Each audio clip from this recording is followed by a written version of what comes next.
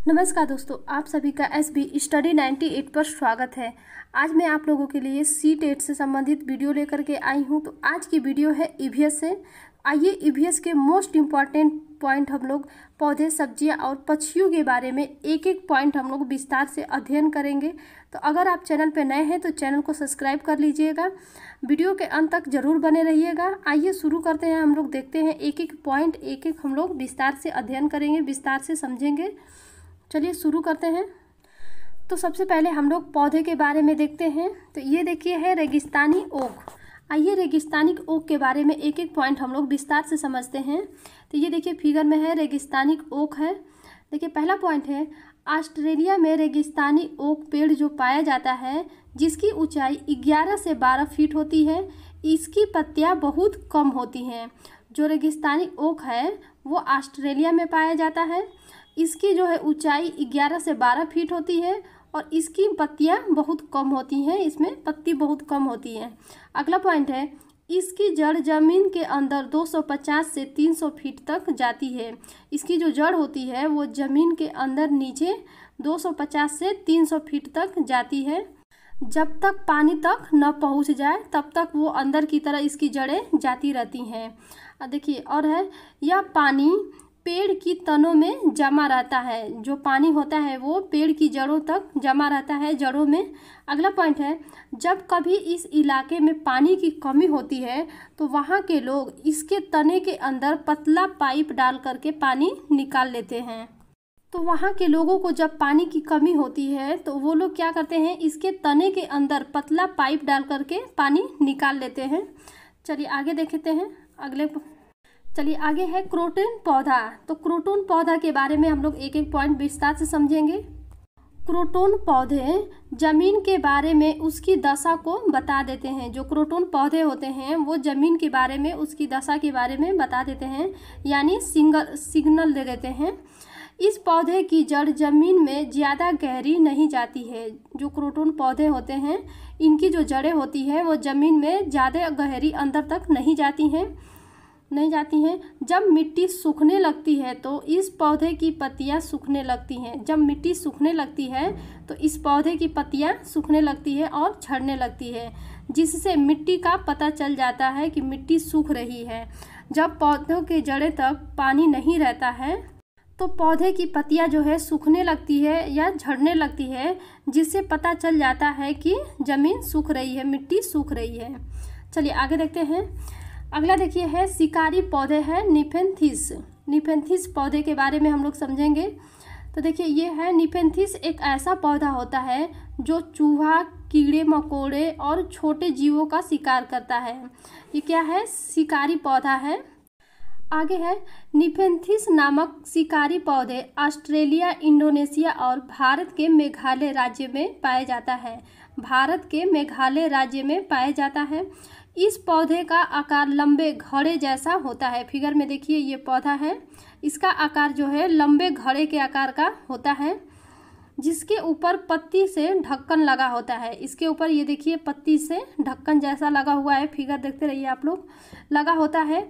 घड़े से खास खुशबू निकलती रहती है। जो ये पौधे का घड़े जैसा आकार है इससे खास खुशबू निकलती रहती है, जिसके वजह से कीड़े मकोड़े इसके अंदर पहुंच जाते हैं और फंस जाते हैं। इसकी जो खुशबू निकलती है, जो उसके कारण से कीड़े मकोड़े उसके अंदर जाते हैं और फंस जाते हैं, और फंस जाने के बाद ये पौधा उनका शिकार कर लेता है। चलिए आगे देखते हैं हम लोग। आगे देखिए इसी के बारे में है, निफेंथिस पौधे को घटपर्णी का पौधा भी कहा जाता है। घटपर्णी पौधा इसी को कहा जाता है, इसी का दूसरा नाम है निफेंथिस पौधे। आगे देखिए है अन्य कीटभक्षी पौधे। अन्य कीटभक्षी पौधे, उनके नाम है, एक एक नाम समझ लेते हैं। संड्यूज है, डायोनिया है, सेरोसेनिया है, यूट्रिकुलेरिया है, आदि है। तो ये सब नाम क्या है, अन्य कीटभक्षी पौधे हैं ये सब। देखिए C-टेट एग्जाम में इससे संबंधित एक दो प्रश्न जरूर पूछता है, तो इसको आप लोग जरूर पढ़ के जाइएगा। चलिए आगे देखिए है बरगद। तो आइए बरगद के बारे में जानते हैं। बरगद की पेड़ की लटकन उसके जड़ें होती है। जो बरगद के पेड़ की लटकन होती है उसकी वो जड़ें होती है। ये टहनियों से निकलती है। जो ये लटका होता है, ये जड़ें होती हैं, ये टहनियों से निकलती है और बढ़ते बढ़ते ज़मीन के अंदर चली जाती है। ये जड़ें बहुत मजबूत खंभों की तरह पेड़ को सहारा देती हैं। जो जड़ें होती हैं वो मजबूत खंभों की तरह पेड़ को सहारा देती हैं, जिससे पेड़ जो है अब मजबूती में खड़ा रहता है, इसके सहारा रहती है। चलिए आगे देखते हैं। आगे देखिए सब्जियां हैं, तो आइए सब्जियों के बारे में कुछ जान लेते हैं। जो सीटेट एग्जाम में जिनके बारे में पूछता है वही जानेंगे। चलिए देखिए सब्जियां हैं, तो देखिए अधिकतर सब्जियां पौधे का फूल होती हैं। जो अधिकतर सब्जियां होती हैं वो पौधे की फूल होती हैं और कुछ सब्जियां पौधे का फल भी होती हैं। लोहा, आयरन, गुड़, जो आयरन होता है आंवला हरे पत्तेदार सब्जियों में मिलता है। जो आयरन होता है वो हरे पत्तेदार सब्जियों में मिलता है। तो ये रहा सब्जियों के बारे में। आइए आगे देखते हैं हम लोग। तो आगे देखिए दिया है पौधे का वह भाग जिसे हम खाते हैं। तो आइए जानते हैं पौधे का कौन सा भाग हम लोग खाते हैं। देखिए जड़, तो जड़ में देखिए है मूली, गाजर, चुकंदर, टैपियोका, शकरकंदी। तो इनका हम क्या खाते हैं, तो जड़ खाते हैं। आगे देखिए तना है, तो तने में देखिए क्या आता है, आलू, प्याज, अदरक। आलू, प्याज, अदरक जो होता है इसका तना होता है। आगे है पत्तियाँ, तो पत्तियों में देखिए धनिया, पत्ता गोभी, कड़ी पत्ता, अरबी, पालक। ये क्या होता है, इनके पत्तियों को खाया जाता है। आगे दिया है बीज। बीज में देखिए चना है, बाजरा है, सरसों है, धान है, गेहूँ है, ये सब क्या है, तो इनका बीज खाने योग्य होता है या खाया जाता है। आगे देखिए दिया है फूल, तो फूल में आपका हो जाएगा सहजन, केला और कचनार। सहजन, केला और कचनार जो होता है इसका फूल खाया जाता है। आगे दिया है फली, तो फली में देखिए आपका आ जाएगा मटर। मटर जो होता है इसका फली खाया जाता है। तो ये रहा पौधे का वो भाग जिसे हम खाते हैं। आगे देखेंगे हम लोग देश में सब्जियां कहाँ से आई। हमारे देश में यानी भारत में सब्जियां, कौन सी सब्जी जो है कहाँ से आई है। तो देखिए पहला पॉइंट है मिर्ची हमारे देश में दक्षिण अमेरिका से आई है। मिर्ची जो है हमारे देश में दक्षिण अमेरिका से आई है, जिसे पुर्तगाल देश के व्यापारी लाए थे। जिसे पुर्तगाल देश के व्यापारी लाए थे। अगला पॉइंट है भिंडी, तो भिंडी हमारे देश में अफ्रीका से आई है। जो भिंडी है वो हमारे देश में अफ्रीका से आई है। अगला पॉइंट है गोभी तथा मटर, तो गोभी और मटर यूरोप से आए हैं हमारे देश में। अगला है सोयाबीन, तो सोयाबीन जो है चीन से आई है हमारे देश में। अगला पॉइंट है मक्का। मक्का जो है मैक्सिको से आया है। तो ये रहा वो सब्जियां जो हमारे देश में आई है, विदेशी सब्जियां हैं ये। चलिए आगे देखते हैं हम लोग कुछ सब्जियों के बारे में देखते हैं कि कौन सी सब्जियां जो है जल्दी खराब होती है और कौन सब्जियां हम कुछ दिनों तक उसे रख सकते हैं, रख कर खा सकते हैं। देखिए जल्दी खराब होने वाले तो पालक है, केला है, फूल गोभी है, खीरा है, बैगन है, टमाटर है, अंगूर है। तो ये क्या है, जल्दी खराब होने वाली सब्जियां हैं, ये बहुत जल्दी खराब हो जाती हैं। आगे देखिए है कुछ दिनों तक रखे जा सकने वाली, तो आलू है, लौकी है, प्याज है, नाशपाती है, चीकू है, अदरक है और अनानास है। तो इन्हें हम कुछ दिनों तक रख के खा सकते हैं। तो ये रहा सब्जियों के बारे में, जल्दी खराब होने वाली और कुछ देर तक रख के खा सकने वाली सब्जियां हैं ये। चलिए आगे देखते हैं हम लोग पक्षियों के बारे में। आइए समझते हैं पक्षियों के बारे में, एक एक पक्षियों के बारे में हम लोग विस्तार से समझेंगे एक एक पॉइंट। तो आइए एक दो पॉइंट समझ लेते हैं पहले हम लोग पक्षियों के बारे में। देखिए पक्षियों की आँखों का आकार उनके सिर की तुलना में बड़ा होता है। जो पक्षियों की आँखें होती है वो उनके सिर की तुलना में बड़ी होती है। बड़ी आँखें साफ देखने में मदद करती हैं। जो उनकी बड़ी आँखें होती हैं वो साफ दिखने में मदद करती है। उड़ते हुए टकराने से बचाती है। उड़ते हुए टकराने से बचाती है। दूर से शिकार को पकड़ने व पहचानने में भी मदद करती है।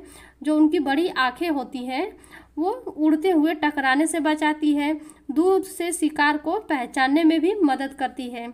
अगला पॉइंट समझते हैं। अगला पॉइंट है पक्षियों की आँखें उनकी सिर की दोनों तरफ होती हैं। जो पक्षियाँ हैं उनकी आँखें उनके सिर के दोनों तरफ होती हैं, इसलिए पक्षी एक समय में दो अलग अलग चीज़ों पर नज़र डाल सकती हैं। पक्षी जो है एक समय में 2 अलग अलग चीज़ों पे नज़र डाल सकती है। अगला पॉइंट है, ज़्यादातर पक्षी की आँखों की पुतली नहीं घूम पाती हैं। ज़्यादातर पक्षियों की जो आँखों की पुतली होती है वो घूम नहीं पाती है, इसलिए वह अपनी गर्दन घुमाकर आसपास की चीज़ों को देखते हैं। ज़्यादातर पक्षियों की जो आँखों की पुतली होती है वो घूम नहीं पाती है, इसलिए वो अपनी गर्दन को घुमा करके अपने आसपास की चीज़ों को देखते हैं। चलिए आगे समझते हैं हम लोग। आगे देखिए, हम लोग एक एक पक्षियों के बारे में विस्तार से समझेंगे, एक एक पॉइंट। सबसे पहले हम लोग बसंत गौरी पक्षी के बारे में समझेंगे। ये देखिए फिगर में बसंत गौरी पक्षी है। देखिए, यह गर्मियों में टुक टुक करती रहती है। पेड़ के तनों में गहरा छेद बना करके अंडा देती है। ये देखिए यहाँ पे फिगर में दिखा रहा है, गहरा ऐसे होल बना करके, छेद बना करके उसमें अंडे देती है, रखती है। कठफोड़वा भी बसंत गौरी की तरह ही पेड़ के तनों में घोंसला बनाता है। जो कठफोड़वा पक्षी होता है वो बसंत गौरी पक्षी की तरह ही पेड़ के तने में घोंसला बनाता है। तो ये रहा बसंत गौरी पक्षी के बारे में। आगे देखते हैं हम लोग, अगला देखेंगे। आगे देखिए है शकरखोरा यानी सूर्य पक्षी। शकरखोरा को सूर्य पक्षी भी कहा जाता है। तो आइए इसके बारे में हम लोग एक एक पॉइंट समझते हैं।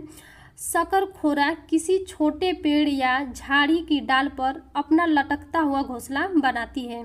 जो शकरखोरा या सूर्य पक्षी होता है वो किसी छोटे पेड़ या झाड़ी की डाल पर लटकता हुआ अपना घोंसला बनाती है। अगला पॉइंट है, इसका घोंसला बाल, मकड़ी के जाले, पतली टहनियाँ, बारीक घास, सूखे पत्ते, रुई और पेड़ की छाल के टुकड़ों से या कपड़े के चिथौड़ों से बना होता है। जो इसका घोंसला होता है वो बाल, मकड़ी के जाले, पतली टहनियाँ, बारीक घास या सूखे पत्ते और रुई या कपड़े के जो चिथौड़े होते हैं, पतले पतले भाग होते हैं, उन्हीं से मिला करके ये अपने घोंसले का निर्माण करती है। तो ये रहा शकरखोरा पक्षी के बारे में। आगे देखेंगे हम लोग। आगे दिया है दर्जिल चिड़िया। आइए दर्जिल चिड़िया के बारे में जानते हैं। देखिए, दर्जिल चिड़िया जो है अपनी नुकीले चोंच से पत्तों को सी लेती है और उनसे एक थैली से बना लेती है। अपनी नुकीले चोंच से पत्तों को सी लेती है और एक थैली नुमा बना देती है। ये देखिए फिगर में इसका है, यहाँ पे घोंसला है, पत्तों को ही सील करके थैली नुमा बना लेती है और उसमें अंडे देती है। जो दर्जिल चिड़िया होती है, इसीलिए इसका नाम दर्जिल चिड़िया कहा गया है। यह पत्ते को सील करके उसमें घोंसला बना देती है और उसमें अंडा देती है। चलिए आगे समझते हैं हम लोग। नर वीवर पक्षी के बारे में जानेंगे। नर वीवर पक्षी अपने अपने घोंसले बनाते हैं। मादा वीवर जो पक्षी होता है उनमें सभी घोंसलों को देखती है। जो नर पक्षी होते हैं वो नर वीवर पक्षी होते हैं, वो अपने अपने घोंसला बनाते हैं और जो मादा वीवर पक्षी होती है वो घोंसले को देखती है। फिर उनमें से जो सबसे ज़्यादा पसंद आता है उसमें ही अंडे देती है। जो मादा वीवर पक्षी होती है वो उन घोंसलों को देखती है, निरीक्षण करती है और जो घोंसला उसे सबसे ज़्यादा पसंद आता है उसी में वो अपना अंडा देती है। तो ये रहा नर वीवर पक्षी के बारे में। आगे देखेंगे हम लोग फाख्ता। तो आइए फाख्ता के बारे में एक दो पॉइंट समझते हैं। देखिए, फाख्ता अपना घोंसला कैक्टस कांटों के बीच या मेहंदी के मेड़ के बीच में बनाता है। जो फाख्ता पक्षी होता है वह अपना घोंसला कैक्टस कांटों के बीच या मेहंदी की मेड़ के बीच में बनाता है। तो ये रहा, देखिए फिगर में कैक्टस पक्षी है। इसको भी आप लोग पढ़ लीजिएगा क्योंकि सीटेट में इससे प्रश्न पूछा था पिछली साल। चलिए आगे देखते हैं अगला। आगे देखिए हम लोग कलचिड़ी पक्षी के बारे में हम लोग समझेंगे एक एक पॉइंट। तो देखिए, कलचिड़ी पक्षी जो होती है पत्थरों के बीच अपना घोंसला बनाती है। कलचिड़ी पक्षी जो है पत्थरों के बीच अपना घोंसला बनाती है और उनके घोंसले में पौधे का नाजुक टहनियाँ, जड़ें, ऊन, बाल, रुई सब बिछा रहता है। जो कलचिड़ी चिड़िया होती है उनके घोंसले में पौधे की नाजुक टहनी, जड़ें, ऊन, बाल और रुई बिछा रहता है और ये अपना घोंसला पत्थरों के बीच बनाती है। ये देखिए इसका घोंसला है। आगे है, इसकी चोंच अंदर से लाल होती है। जो इसकी चोंच होती है वो अंदर से लाल होती है। अगला पॉइंट है, यह छोटे छोटे कीड़ों को खाती है। ये छोटे छोटे कीड़ों को खाती है। तो ये रहा आपका कलचीड़ी पक्षी के बारे में। आगे देखेंगे हम लोग हुदहुद पक्षी। हुदहुद पक्षी के बारे में जानेंगे।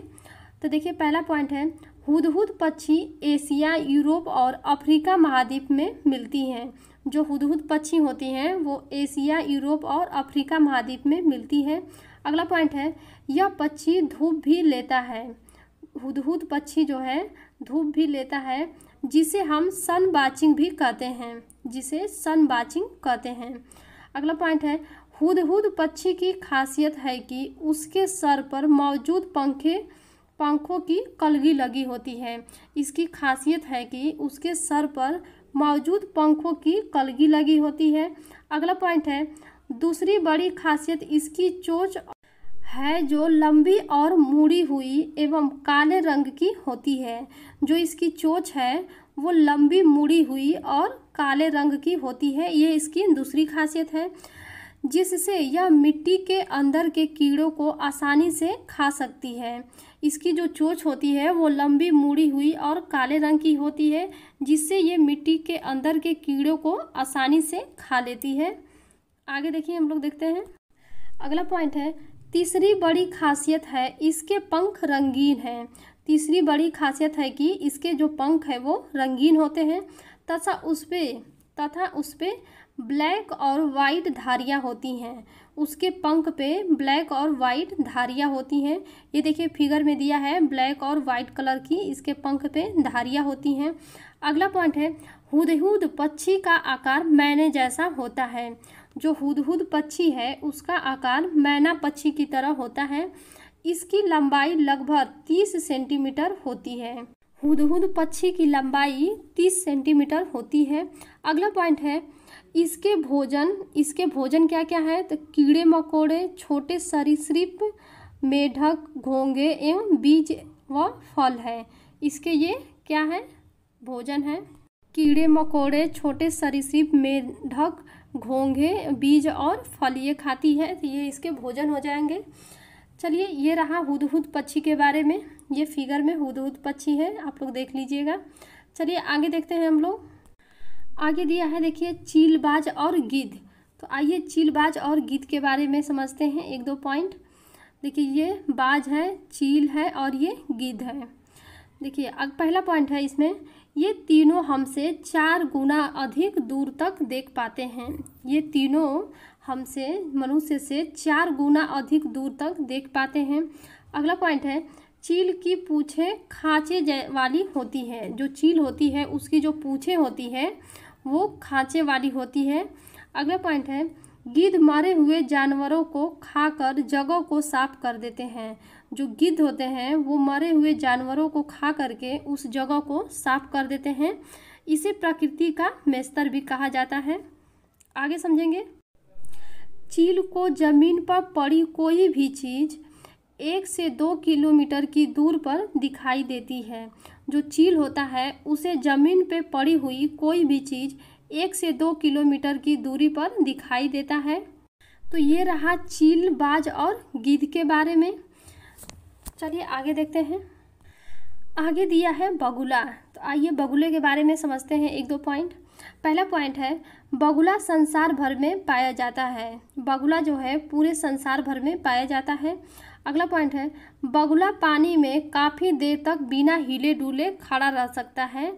जो बगुला होता है वो पानी में काफ़ी देर तक बिना हिले डुले सीधा खड़ा रहता है। अगला पॉइंट है, बगुले को जो है ध्यानस्थ योगी भी कहा जाता है। बगुले को ध्यानस्थ योगी भी कहा जाता है। अगला पॉइंट है, बगुले का जो रंग होता है सफ़ेद, काला, नीला और भूरा होता है। बगुला जो है सफ़ेद, काला, नीला, भूरा रंग का होता है। अगला पॉइंट है, इसका मुख्य भोजन जो होता है वो मछली है। इसका मुख्य भोजन अगर पूछ दिया तो ऑप्शन इसका मछली हो जाएगा। इसकी गर्दन एस आकार की होती है। इसकी जो गर्दन होती है वो एस के आकार की होती है, आकृति की होती है। चलिए आगे देखिए। ये देखिए बगुला।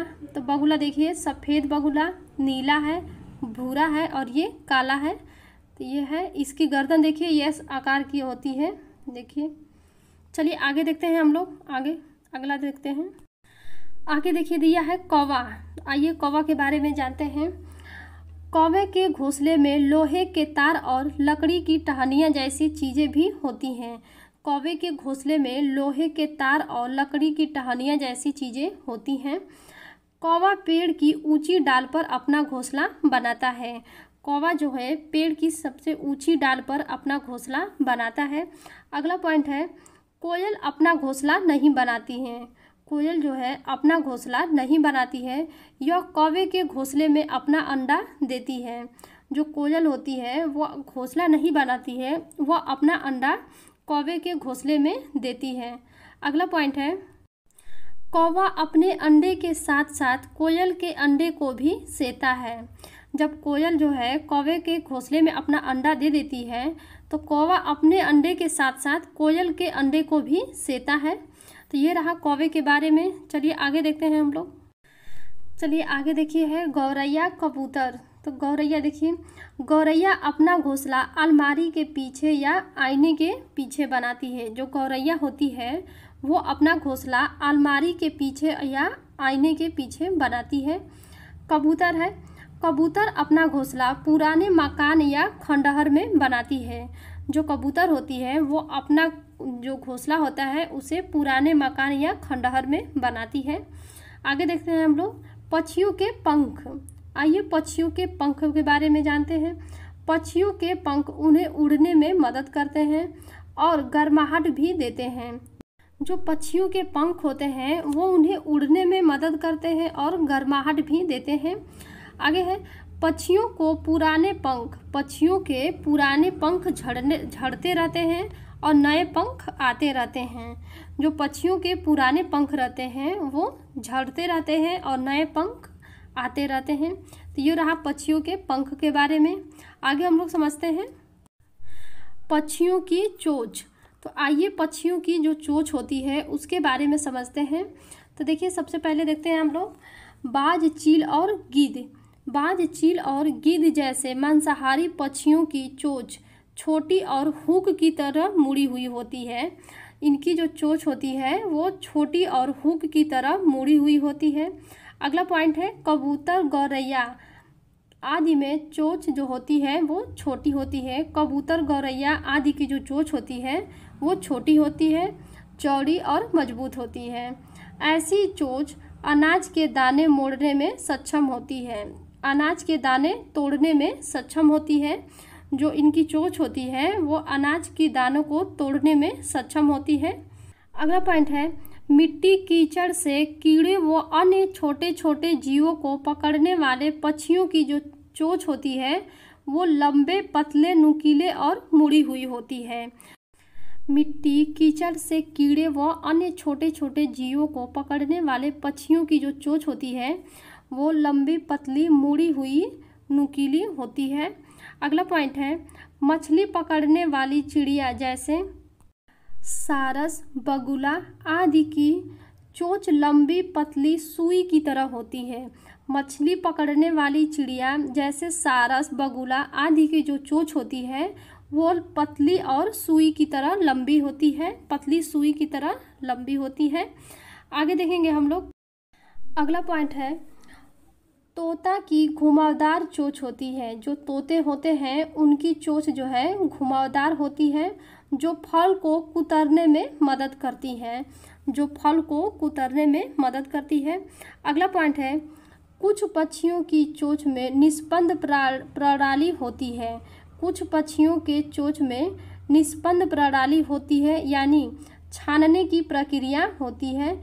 इन पक्षियों का उदाहरण है हंस, फ्लेमिंगो, बत्तख आदि ऐसे पक्षी पानी के आसपास रहते हैं तथा अपना भोजन चोंच में लेने के बाद अन्य पदार्थों जैसे कीचड़ आदि को अलग कर लेते हैं, यानी छान लेते हैं। जो ये पक्षी होते हैं जिनमें निस्पंदन प्रणाली होती है या छानने की जो प्रक्रिया होती है, प्रणाली होती है उनके में, वो अपने भोजन को चोंच में लेने के बाद अन्य पदार्थों जैसे कीचड़ हो गया उसे आदि पदार्थों को छान लेते हैं या निष्पंदन कर लेते हैं, छान लेते हैं। आगे देखते हैं हम लोग पक्षियों के पंजे। तो आइए पक्षियों के पंजों के बारे में जानते हैं। पहला पॉइंट है, पानी में तैरने वाले पक्षियों के पंजे झिल्लीदार होते हैं। ये झिल्लीदार पैर तैरने में उनकी मदद करते हैं, जैसे बत्तख, पेलिकन पक्षी के पैर, राजहंस। देखिए जो ये पक्षी होते हैं, बत्तख, राजहंस, पेलिकन पक्षी के जो पैर होते हैं जो उनके पैर होते हैं वो झिल्लीदार होते हैं, और ये झिल्लीदार पैर जो है उनको पानी में तैरने में मदद करते हैं। आगे देखते हैं अगला पॉइंट, जिन पंजों में आगे की तरफ फैली हुई 3 उंगलियां और पीछे 1 उंगली होती है, ऐसे पंजे जो होते हैं टहनियों पर बैठने में मदद करते हैं। जिनके पंजे आगे की तरफ 3 फैली हुई उंगलियां और पीछे की तरफ 1 उंगली होती, ऐसे पंजे टहनियों पर बैठने में मदद करते हैं, जैसे गौरैया के जो पंजे होते हैं उनकी 3 अंगुलियां आगे और 1 उंगली पीछे होती है, जो उन्हें टहनियों पर बैठने में मदद करती है। अगला पॉइंट है, आगे की ओर फैला पंजा नरम सतह पर चलने में मदद करता है। जो आगे की तरफ फैला हुआ पंजा होता है वो नरम सतह पर चलने में मदद करता है, जैसे ह्यूरोम का जो पंजा होता है वो नरम सतह पर चलने में मदद करता है। उनका पंजा जो है आगे की तरफ फैला होता है। अगला पॉइंट है, ऐसा मजबूत पंजा जो थोड़ा मुड़ा हुआ और तेज नाखूनों वाला होता है, शिकार पकड़ने में मदद करता है, जैसे चील, गीद, उल्लू के पैर।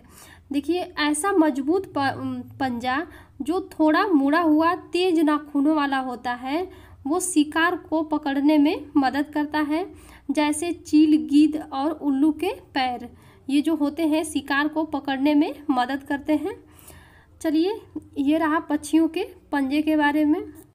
तो चलिए आज के लिए इतना ही। अगर मेरी वीडियो अच्छी लगी हो तो वीडियो को लाइक और शेयर ज़रूर करिएगा। अगर आप चैनल पे नए हैं तो प्लीज़ चैनल को सब्सक्राइब कर लीजिएगा, ताकि इसी प्रकार की हर वीडियो मेरी आपको मिलती रहे। अगर आपको PDF चाहिए इस वीडियो का तो डिस्क्रिप्शन बॉक्स में हम लिंक दे देंगे, आप कमेंट करके ज़रूर बताइएगा। अगर आपको वीडियो अच्छी लगी हो तो, और PDF चाहिए तो कमेंट ज़रूर करिएगा। मिलते हैं नेक्स्ट वीडियो में। Thank you so much.